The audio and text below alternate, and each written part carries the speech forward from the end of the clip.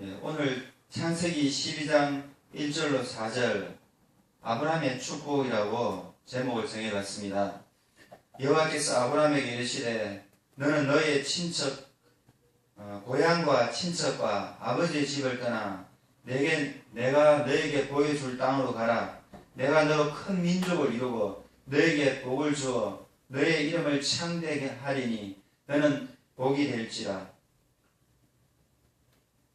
너를 축복하는 자에게 내가 복을 내리고 너를 저주하는 자에게 내가 저주하리니 땅의 모든 족속이 너로 말미암아 복을 얻을 것이라 하신지라. 이에 아브라함이 여호와의 말씀을 따라갔고 롯도 그와 함께 갔으며 아브라함이 하란을 떠날 때에 75세였더라.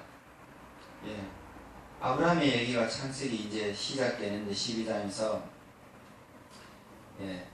오늘 하나님께서 아브라함을 만나 주실 때에 하나님께서 스스로 자존하시는 하나님의 성함이 이름이 하나님의 존칭이 야훼 하나님이신데 여호와이신데 여호와께서 아브라함에게 이르시되 스스로 계신 하나님, 스스로 계신 분, 누가 만든 신이 아니고 인생들이 찾아가는 신이 아니고 신이 사람에게 찾아오는 스스로 계신 하나님 야훼 하나님께서 아브라함에게 메시지를 주십니다. 이것을 성경에서는 레마라고 합니다. 레마는 살아계신 바로 살아계신 하나님 입에서 나오는 말씀, 살아있는 말씀. 그래서 우리가 하나님의 말이라 하지 않고 말씀이라고 합니다. 그래서 오늘 아브라함이 하나님으로부터 받은 말씀이 레마예요. 오늘 우리가 아브라함처럼 승리하는 신앙이 되지 못하고 좌절하고 절망하는 인생이 되는 이유가 어디 있습니까? 하나님의 말씀 성경책이 있어요. 근데 이 성경책대로 살아가지 못하는 거예요. 왜냐하면 하나님 말씀은 그냥 문자일 뿐이에요. 내 인생을 변화시켜주는 말씀이 되지 못합니다. 그러다 보니까 이 사람의 말씀을 따라가고 저 사람의 말씀을 따라가고 돈 있는 사람, 명예 있는 사람의 말씀을 따라가는 거예요. 그렇게 하면 안 됩니다. 하나님 말씀만이 오직 말씀되게 해야 호람되고 하나님 앞에 하나님 말씀이 말씀되게 해야 이 메시지가 레마가 되는 거예요. 내 인생을 변화시키는 거예요. 그래서 우리는 끊임없이 하나님 말씀을 읽어야 됩니다. 묵상해야 됩니다. 그래서 바이블 스터디, 멈추지 않는 바이블 스터디로 승리한 우리의 삶이 되어야 됩니다. 오늘 하나님께서 아브라함에게 레마의 말씀을 주시는데 살아계시는 하나님 말씀, 아브라함의 인생에 획기적으로 변화된 생명의 메시지 주시는데 그 메시지에서 첫 번째 집을 떠나라는 거예요. 고향을 떠나고 친척을 떠나고 기존 기득권을 모두 다 내려놓으라는 말씀입니다. 떠난다는 것이 쉽지 않습니다. 인생이. 에덴 동산에서 하나님께서 머물라고 주신 축복의 동산을 떠나라 할 때에 첫사람 아담이 그 하나님의 은혜의 동산을 떠나고 싶었겠습니까? 죄가 있고 저주가 있고 질병이 있고 아픔이 있고 분리가 있고 사망이 있는 죽음이 있는 심판이 있는 그 신라군을 체험하고 떠나고 싶지 않았을 겁니다. 낙원을 누리고 싶었지 신라군이 되고 싶지 않았을 겁니다. 그런데 우리 인생은 하나님께서 복을 주실 때 떠나라고 하시는 거예요. 왜 떠나라고 하십니까? 갈대아 우르는 우상 숭배하는 곳이었습니다. 아브라함의 아버지 데라가 살았던 그곳은 하나님을 섬기는 신분주의자들이 사는 땅이 아니었어요. 우상 숭배하고 우상을 만들어서 팔아야 생계가 유지되는 곳이니까 하나님께서 친척을 떠나고 아버지 집을 떠나고 고향을 떠나라는 거예요. 그래서 분리의 아픔은 어렵고 힘들지만은 머물면 썩는 거예요. 고인물처럼. 더 큰 것을 얻지 못하는 거예요. 떠나지 않으면. 그래서 하나님께서 떠나라고 아브라함에게 명령하시는 겁니다. 모세에게 하나님께서 출애굽하라 하실 때에 이집트 왕자의 신분으로 출애굽하면 군사 조직이나 무장 봉기를 해서 이집트에 쿠데타를 일으킬 텐데 그 당시에 애굽을 쿠데타 일으킨다는 것은 불가능합니다. 왜냐하면 너무나 군사 강국이고 패권 국가고 철학이나 문학이나 교육이나 지식적으로 이스라엘 백성들이 따라갈 수가 없었어요. 그런데도 이집트 왕자의 신분으로 출애굽하는 게 쉽지. 모세가 40년 광야 생활하고 이제 늙으니 80세 늙은이 하나님 불러서가지고 출애굽하라 할 때 모세가 하고 싶었겠습니까? 근데 하나님께서 명령에 순종하였을 때 결국 출애굽이 되었고 홍해 바다도 갈라지고 하나님의 방법으로 되었는 거예요. 그러니까 하나님이 메시지를 주실 때는 하나님의 방법으로 됩니다. 우리가 이걸 알아야 됩니다. 때로는 하나님 명령이 가혹하게 여겨질 때가 있어요. 십자가만 바라보고 모든 것의 기도권을 포기해야 될 때가 있습니다. 손에 쟁기를 잡고 뒤돌아보는 자는 하나님 나라에 합당하지 않다 할 때 때로는 아픔이 있는 거예요. 지난번에 국민일보 역경의 열매 시인 김소혁 권사님이 남편이 40대에 갑자기 돌아가셨어요. 그 남편의 죽음을 이해하지 못하고 이제 자식들은 어리고 자녀들을 키워야 되고 남편은 대학교 교수인데 그렇게 명망이 있는 사람인데 왜 하나님 젊은 나이에 데리고 가셨냐고 차라리 자기를 데리고 가죠. 그 방황의 세월이 몇 년 가는 거예요. 하나님을 믿는다 하지만 어려움이 있을 때 떠난다는 것은 어렵습니다. 그래서 교인들이 신방하도 권사님이 전도사님이 목사님이 신방하도 그렇게 어려움 겪다가 결국 통영 바닷가에서 바다는 모든 것을 받아주니 바다에 떠는 걸 씨를 지으면서 하나님의 뜻을 이해하게 되는 거예요. 부서져야 한다. 더 많이 깨져야 한다. 자아가 깨지고 부서지는 경험 떠남으로 말미암아 우리의 기도권을 포기하기 때문에 하나님 때로는 떠나라 하시는 거예요. 모세가 출애굽을 떠나라는 명령에 하나님이 역사를 이루었습니다. 그 다음에 사도 바울은 유대교를 떠나지 못하고 가마리엘 문화에 모든 좋은 축복과 은혜를 누리고 있었는데 하나님께서 유대교에서 떠나고 유대교를 넘어서라 할 때에 떠나기로 한 것만 아니라 넘어서라 할 때에 사도 바울은 기독교에서 개신교에서 위대한 사도 바울이 되었습니다. 신약 성경을 히브리서까지 포함하면 13번이나 적는 그런 하나님 놀라운 축복을 주신 거예요. 하나님 떠나라 할 때 더 큰 은혜를 주십니다. 그리고 신약성경 사도행전에 보면 복음서를 지나서 이제 교회가 생기는데 예수님의 구속 사역과 부활 성천으로 말미암아 성령님이 오시고 보혜사 성령이 오셔서 교회가 세워집니다. 그럴 때 그리스도인들을 땅끝까지 복음 전하라 했는데 유대교를 떠나지 못하는 거예요. 유대 국수주의를 넘어서지 못하는 거예요. 그럴 때 유대 예루살렘 교회에 극심한 박해가 왔습니다. 그걸 안 떠날 수가 없는 거예요. 박해가 오니까. 원래 하나님 말씀 듣고 떠나야 되는데 분리하는 것이 어려운 거예요. 초월하는 것이 넘어서는 것이. 가진 것으로서 능력을 더 크게 발휘하고 은사를 활용하고 그 이상의 가치를 창조하고 하나님 우리 인생에 때로 떠나라는 명령하실 때가 있습니다. 개척교회 목사님들이 떠나는 것은 못하는 거예요. 큰 교회 목사님들도 마찬가지지만 큰 교회를 넘어서서 그 지역을 넘어서서 울산 땅을 넘어서서 대한민국을 복음으로 다스려야 되고 정복해야 되고 그리고 대한민국을 넘어서서 북한 땅에도 복음이 들어가야 되고 중국에도 들어가야 되고 5대양 6대지에 복음이 들어가야 되는 거예요. 떠날 줄 알아야 됩니다. 떠나는 이 경험을 못하니 교회의 문턱을 예배의 문턱을 떠나지 못하니 예배의 마침은 인생의 승김의 시작입니다. 그렇게 떠나지 못하면 예배를 마치고 떠나지 못하면 안 믿는 자의 현장에 들어가서 삶의 현장에 들어가서 믿지 않는 자들이 복음을 전하라고 떠나야 됩니다. 떠나지 못하니 예배만 마치고 우리끼리 먹고 마시고 파티하고 놀러가고 맨날 세미나만 다니고 세미나 다니는 것이 잘못이 아니지만 세미나 다녀서 배워서 예배 마치고 배워서 믿지 않는 자들의 복음이 전해지는 자리까지 떠나가야 되는 거예요. 나아가야 되는 거예요. 하나님께서 우리 인생에 떠나라고 명령하십니다. 아브라함은 떠나는 경험이 힘들었지만 온 가족을 데리고 떠났습니다. 떠나는 그의 나이에 75세예요. 인생이 이제 늙어가지고 병들어 죽을 나이에 하나님께서 청춘이 아닌데 중년에 넘어서서 늙은인데 중늙은인데도 하나님께서 떠나라 하신 거예요. 그리고 하나님께서 아브라함에게 장수의 축복을 주셔가지고 100세나 이 떠나는 경험 이후에 100세의 삶을 더 얹어주셨어요.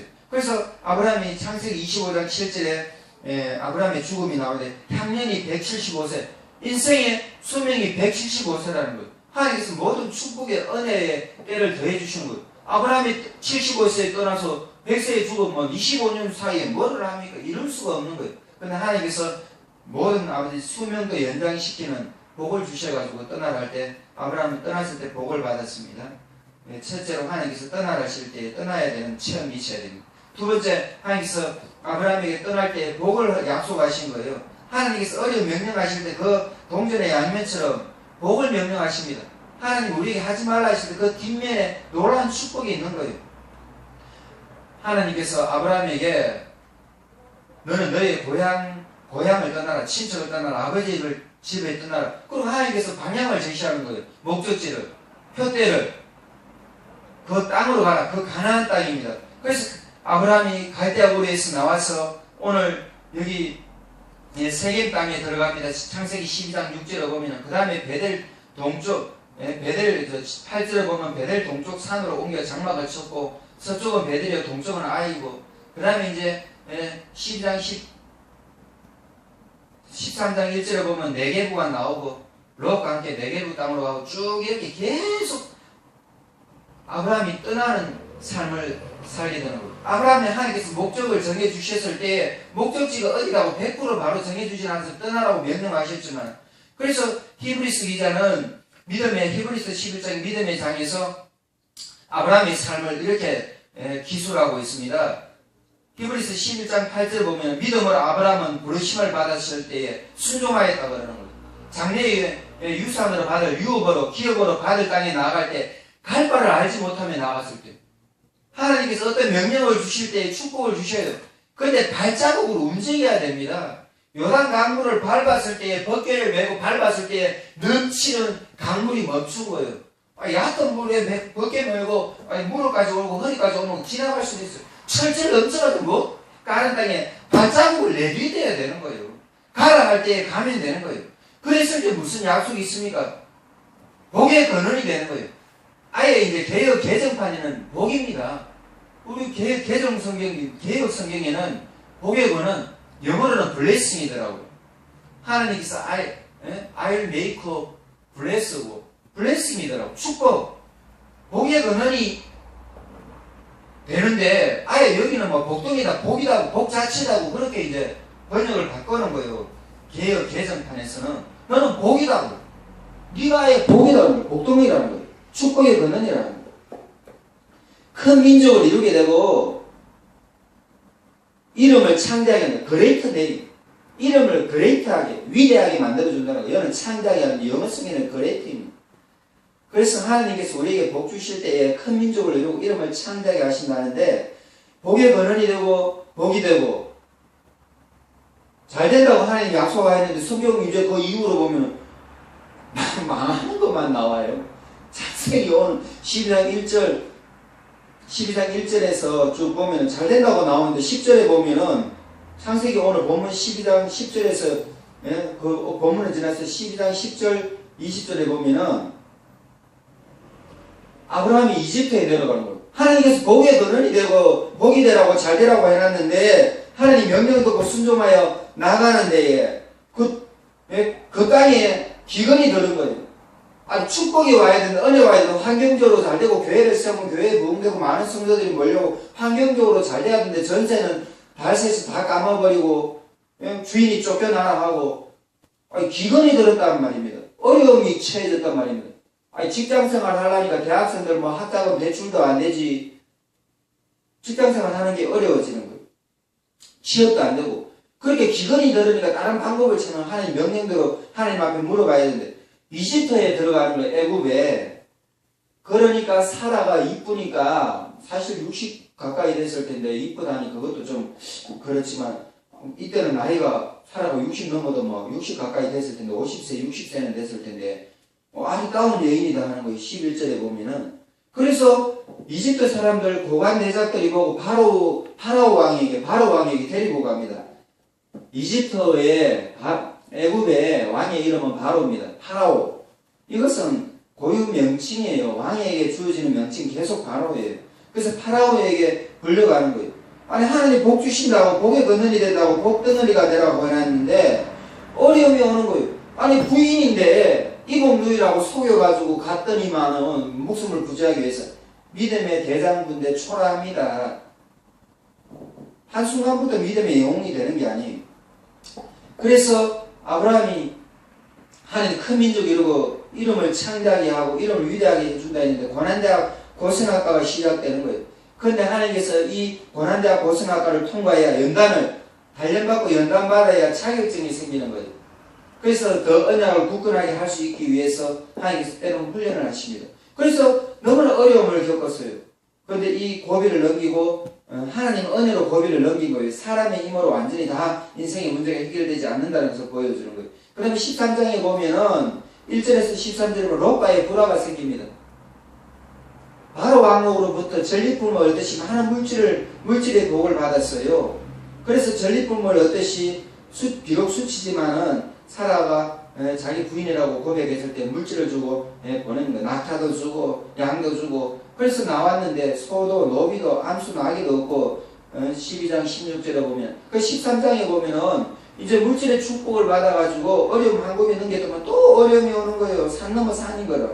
롯과의 불화가 생깁니다. 그래서 하나님 앞에 롯 네가 좋은 땅을 취하라 하니까 조카 롯은 삼촌이 더 좋은 것을 취하라 한 거라고 이런 어려움이 생기는 거예요. 그러니까 아브라함이 하나님 앞에 실력을 키웁니다. 그래서 14장 1절에서 6절에 보면은 실력을 키우는 거예요. 은사를 자꾸 발휘하는 거예요. 수동적에서 적극적으로 되고 구태의연하면서 창조적인 인생이 된 거예요. 그래서 14장 14절에 보면은 병사 318명을 키웁니다. 훈련받고 병사 318명이 월급 주고 밥 먹이면 돈이 얼마나 들겠어요. 이제 하나님께서 자꾸 복을 주실 때 그 복으로 하나님 영광을 드러내기 위해서 실력을 닦아가는 거예요. 그래서 롯이 잡혀갔을 때에 318명의 사병으로 그것을 어려움을 롯을 구출해내는 것을 보게 됩니다. 하나님께서 우리에게 명령하실 때에 떠나라 할 때 떠났습니다. 근데 복의 근원이 된다 했는데 어려움이 와는 거예요. 교회 개척하면 어려우면 옵니다. 금방 부응이 안 돼요. 그럼 전세 까먹고 월세 나오지요. 차량 할부금은 나오지요. 생활비가 나오지요. 유류비가 나오죠. 사람들하고 식사 대접해야죠. 어려운 사람 도와달라면 도와줘야 되죠. 안 쉽습니다. 그러면 뭐 사모님 보험 설계사로 가고 목사님도 택시 운전하고 그럼 교회가 여기 신방하러 오면 사람 돌아가시면 어떻게 신방하고 두 가지 일을 하겠어요? 이것이 대한민국의 현실입니다. 참 어렵습니다. 그렇지만 하나님 떠나갈 때 떠나야 되고 복의 근원이라는 약속을 붙들고 끝까지 하나님 앞에 물어보고 기도하고 어려움을 넘어 믿음으로 연단받고 어려움을 넘어서는 거예요. 그랬을 때 오늘 어떻게 됩니까? 3절에 보면은 순종자의 축복이 나오는 거예요. 하나님께서 복의 약속을 하실 때에 복 주시만 하실 때에 넘치는 복을 주십니다. 우리에게 축복하는 자는 복 받고 아브라함 너를 축복하는 자는 복 받는다. 너를 저주하는 자는 저주받는다 그러는 거예요. 땅의 모든 족속이 너로 말미암아 복을 얻는다는 거예요. 이것은 아브라함이 믿음의 조상되어서 예수님으로 말미암는 복입니다. 예수님을 구주로 고백하는 자는 영생 천국을 얻고 하나님 아버지라 부를 수 있는 거예요. 그런데 예수님을 구주로 고백하지 않는 자는 지옥 형벌 받게 되는 거예요. 하나님을 아버지라 고백하지 않는 자는 마귀의 종노릇 하고 일평생 죄와 저주와 심판 가운데 살다가 영원한 지옥 형벌에 가는 거예요. 아브라함은 누가복음 16장에 보면은 천국에 가가지고 아브라함의 품이고 천국이라는 낙원이라는 누가복음 16장에 부자와 거지 나사로 얘기가 나오는데 이런 순종자의 축복 하나님의 명령에 순종했을 때 아브라함은 넘치는 복을 받았어요. 우리가 하나님 말씀대로 살 때는 우리를 저주하는 사람은 그 저주하는 손가락 나머지 세 개가 자기한테 가는 거예요. 그 손가락 하나도 그 다음에 우리를 축복하는 사람에게 그 축복이 흘러간다 그러면 얼마나 놀라운 축복입니까? 아브라함에게 주신 이 축복을 받아야 돼요. 그래 아브라함이 모든 기득권 내려놓고 떠나